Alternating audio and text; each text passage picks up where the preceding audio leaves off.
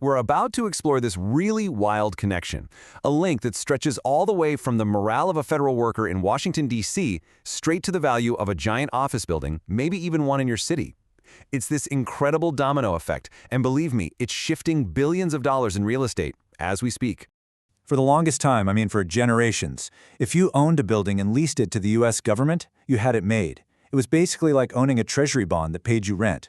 Totally recession-proof, completely secure. Backed by the full faith and credit of the United States. If Uncle Sam was your tenant, you slept like a baby. Well, you can forget all that. That whole era, it's over. That gold standard we just talked about, it's basically gone. The fundamental idea that propped up federal real estate for 50 years is now completely broken. And we're going to break down exactly why that is. So here's the twist. The reason this once rock-solid financial asset is falling apart has nothing to do with interest rates or the usual market stuff. No, it all starts with something deeper. A massive, and unprecedented, crisis with the federal workforce itself. To really get why these huge buildings are in so much trouble, we have to look at the people who are supposed to be working inside them. And the data we have on federal employee morale, wow, it's not just bad, it shows a system that's under some serious stress. Let's just start with one number, because it's pretty shocking. The government-wide employee engagement score has absolutely cratered to just 32 out of 100. And to put that in perspective, that's not just low morale. That is a catastrophic failure for an organization of this size. It's a flashing red light. And this isn't just people having a bad Monday. You got to think of it as a layer cake of trauma. There are three big things going on. First, you've got this rising anxiety over job security. Second, there's this huge turnover, a brain drain where tons of experience is just walking out the door. And third, there's this widespread fear of speaking up. And that fear? Oh, it is very, very real. Just look at this number. Fewer than 1 in 4 federal employees, less than 25%, believe they can report wrongdoing without it coming back to them. That's not just a problem. That is a complete breakdown of internal trust. And this is where it all connects back to the buildings. This isn't just some HR issue anymore. When your workforce feels this stressed out, this anxious, and this disengaged, well, the simple act of coming into a physical office just becomes one more burden they're going to avoid at all costs. So this whole human crisis creates a very real, very physical problem for the people who own these buildings. It's a phenomenon called shadow vacancy. What is shadow vacancy? It's pretty simple.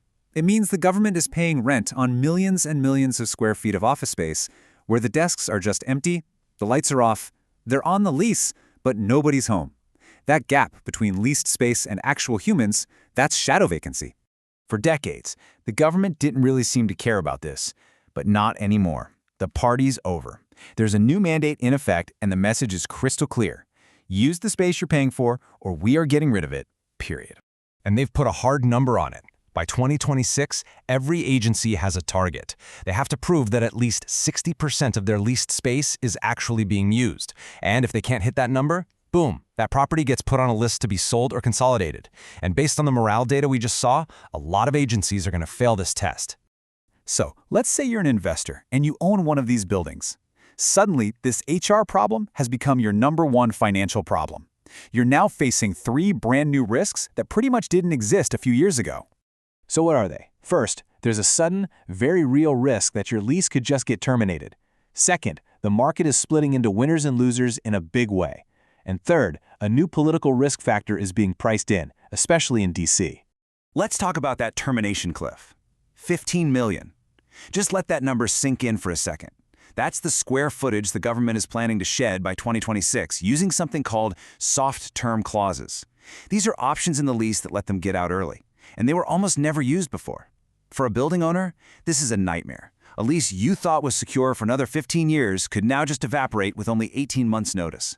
Second, this whole crisis is creating a tale of two cities, or a tale of two buildings. It's causing this massive flight to quality. Agencies are trying to get their people to come back to the office, so they're moving them into these shiny new, amenity-filled buildings. And that leaves thousands of older, kind of bunker-like government buildings in the dust, facing a very real risk of becoming totally obsolete. And the third risk is that the market itself is getting nervous. Investors are now literally applying what's being called a Washington, D.C. discount. They are pricing in a new kind of political risk. the fear that the workforce crisis could get even worse depending on who's in charge. And this is actively lowering property values, even for buildings that still have perfectly good long-term leases. Okay, this all sounds pretty terrible, right? So does this just mean that any building leased to the government is now a toxic asset? Well, not quite. There's one more really important layer to this whole story. Because it turns out not all federal properties are created equal. There's a whole category of mission-critical facilities where that old gold standard of security and stability is still very much alive and well. We're talking about places where the work simply cannot be done from a laptop at home. Think about high-security intelligence sites, specialized government labs for agencies like the DEA or NIH, VA hospitals, and those big land ports of entry at the border. In these buildings, people have to show up. No exceptions. And this right here, this is the new playbook for federal real estate. The value of a government lease doesn't come from the tenant's amazing credit rating anymore. No, the value now comes from the mission that is physically happening inside the walls of that building. When you boil it all down, it comes back to this one simple, powerful truth. It really doesn't matter who signed the lease or for how many years. If the people aren't showing up to do the work, then eventually the lease isn't going to show up either. It's just a powerful reminder that our cities, our economy, they're all these incredibly complex systems. A shift in how federal employees feel about their jobs can actually change the skyline. And it kind of makes you wonder, what other invisible connections are out there, quietly reshaping the world all around us right now?